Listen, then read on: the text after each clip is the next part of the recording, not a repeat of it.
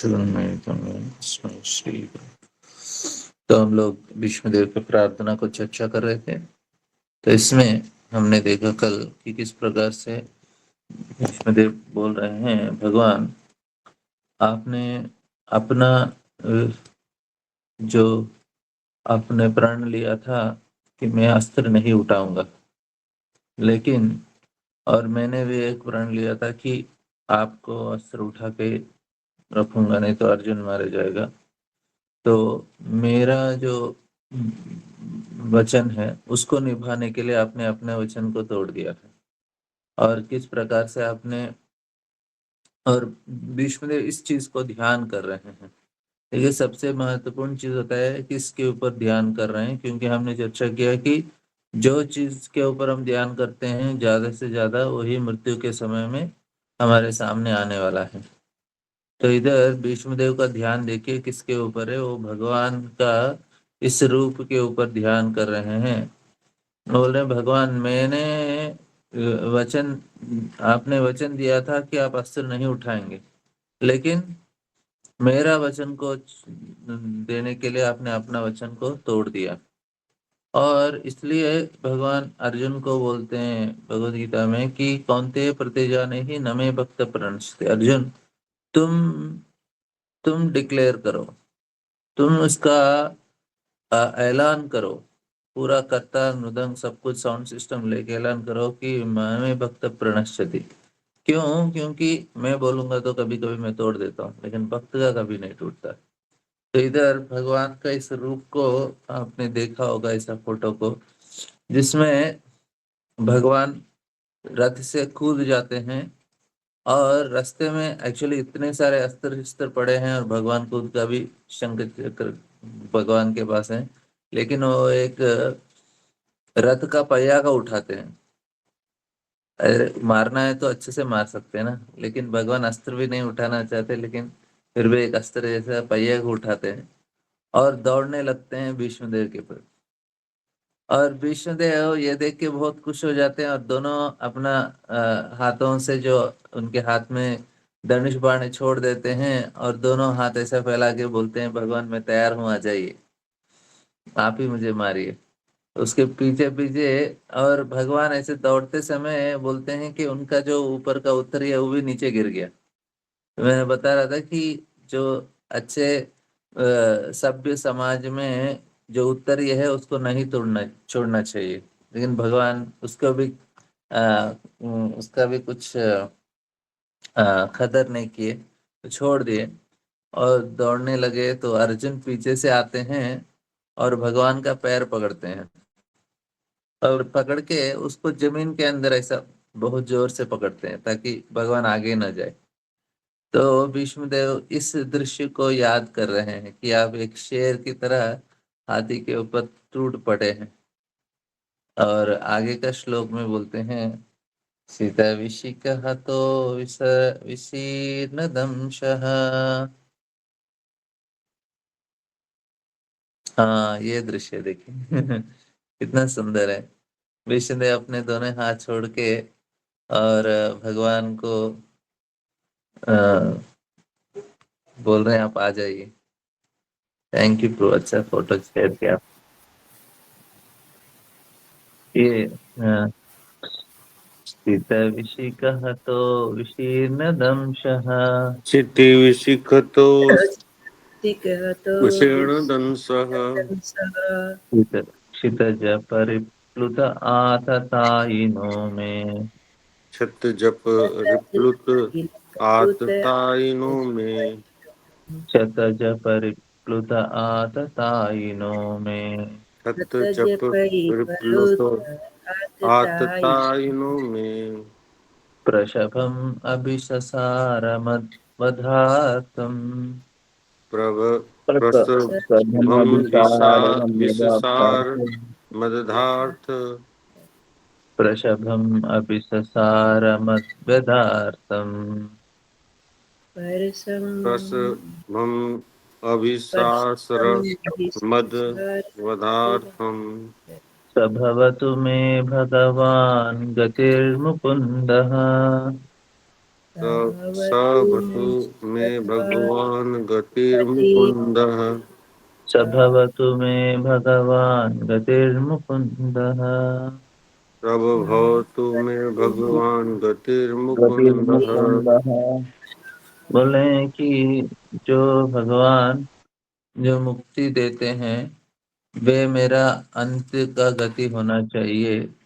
जो युद्ध के समय युद्ध भूमि में वे मेरे तरफ आए हैं मारने के लिए, ऐसा वे क्रोध जता रहे हैं।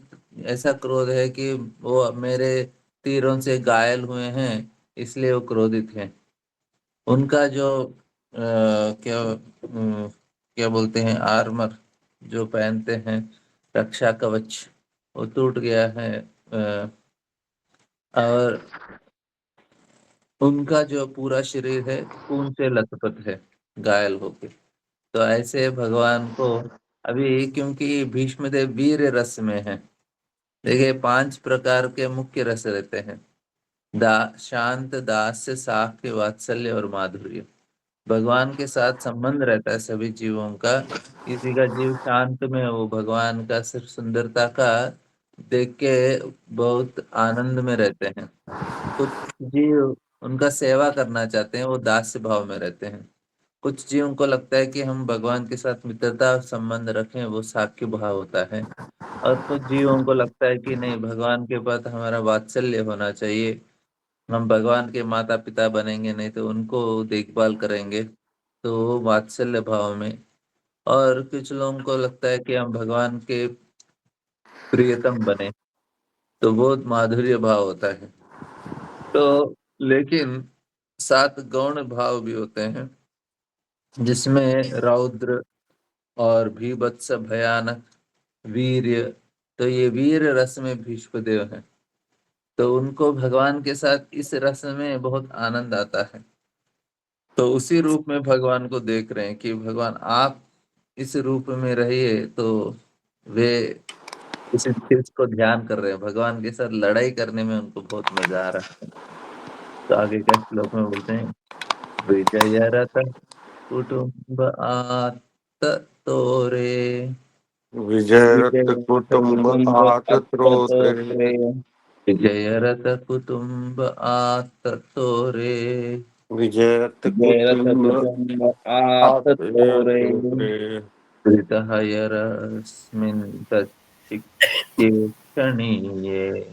धृतः धृतहरस्मि यरस्मिन् ततश्रिया क्षणीये ईक्षणीये।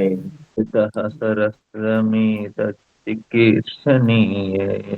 धृतः धृतहरस्मि शरैरस्मिन् ततश्रिया क्षणीये ईक्षणीये। भवतु रतिरस्तु मे मुमोर्षो।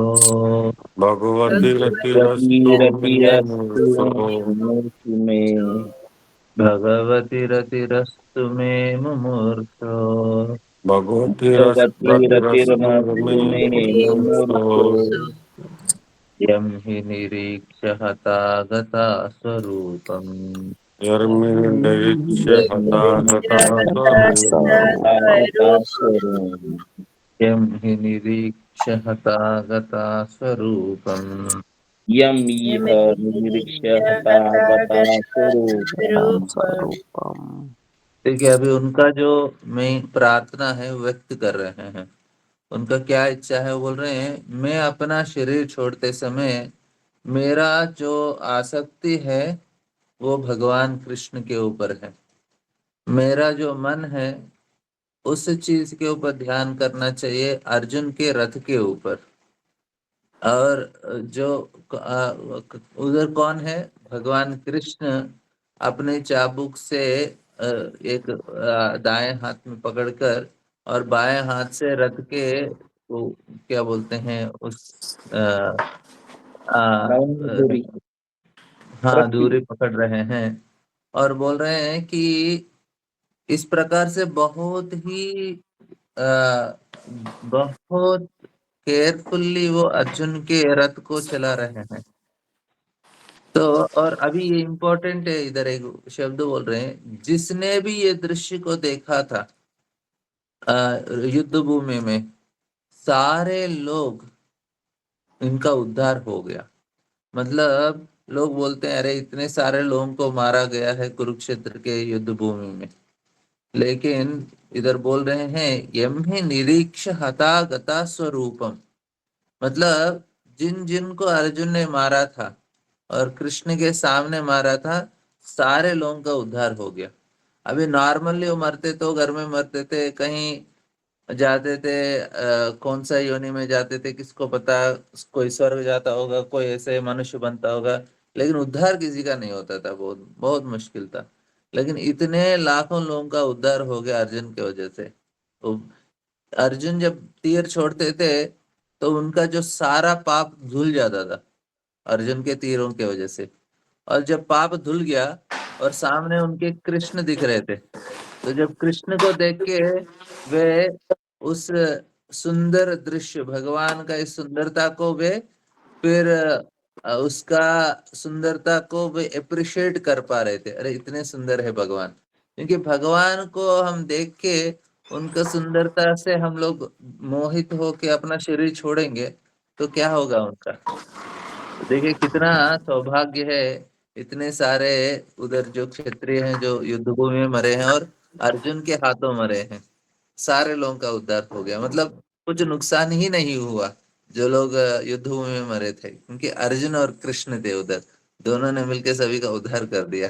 नहीं तो कोई मरते तो ऐसे तो सभी लोग मर रहे हैं लेकिन उनका उद्धार थोड़ी ना हो रहा है। तो भगवान कुछ करते हैं तो नुकसान नहीं है, भगवान के द्वारा हुआ था और भगवान के भक्तों के द्वारा हुआ, और वो भी महान भक्त अर्जुन जैसे, तो भगवान तो उसका कुछ फायदा करेंगे ही करेंगे।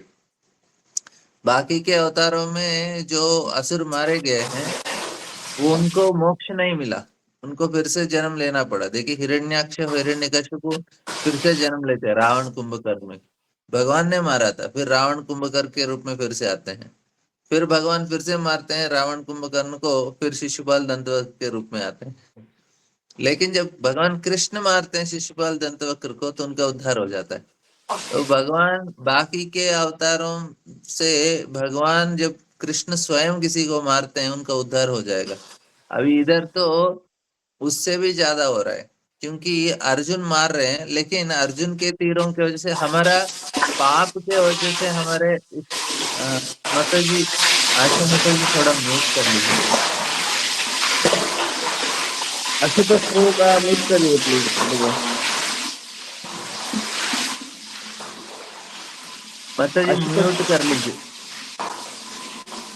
आशुतोष प्रभु का भी म्यूट करने प्लीज, हाँ उनका आवाज ज्यादा आ रहा है। हाँ। तो इधर इधर भगवान के तीर के वजह से, अर्जुन के तीर के वजह से उनका पाप चला गया, और उसके बाद वो भगवान को देख रहे हैं तो उनका हृदय भगवान का सुंदरता को देख के वो बहुत खुश हो जाता है आत्मा, फिर उसका उद्धार हो जाता है। तो ये इतने लोगों का उद्धार हो गया। तो इधर बताया यम ही निरीक्षय हता गता स्वरूपम, साफ साफ बता रहे हैं कि उनका उद्धार हो गया है। और आगे का श्लोक में अभी अभी भीष्म देव देखिए किस चीज का ध्यान कर रहे हैं। अभी युद्ध भूमि में अभी अपना शरीर छोड़ते समय उनका किसका याद आता है, नेक्स्ट श्लोक में, ललित गति विलासवल गुहासा। ललित गति विलास वल्ग गुहासा।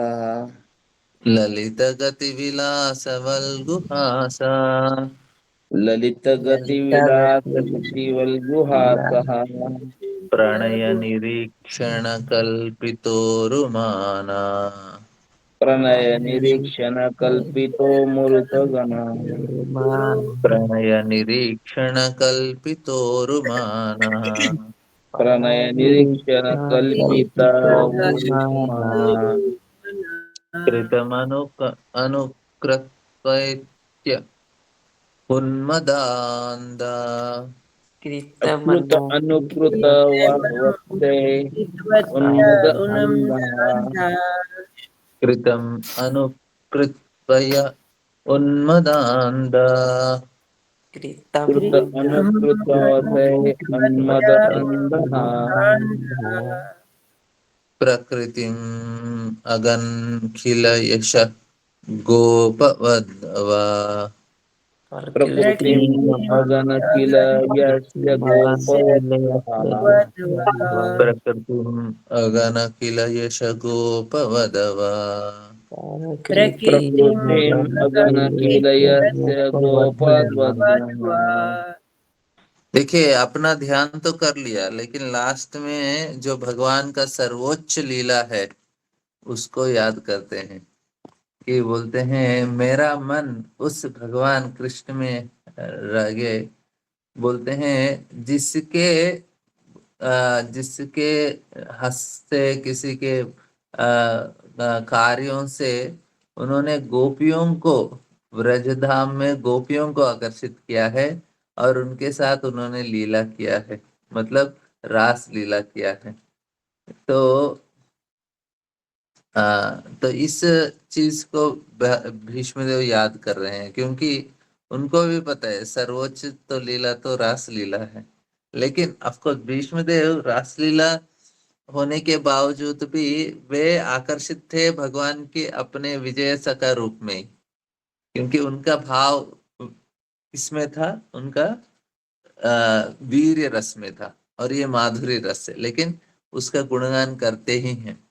तो हमें समझना चाहिए कितना बहुत बड़ा चीज है ये माधुर्य रस, और जो हमारे आचार्य हमको जो हरे कृष्ण महामंत्र दिए हैं वो माधुर्य रस में भगवान का सेवा प्राप्त करने के लिए दिए हैं।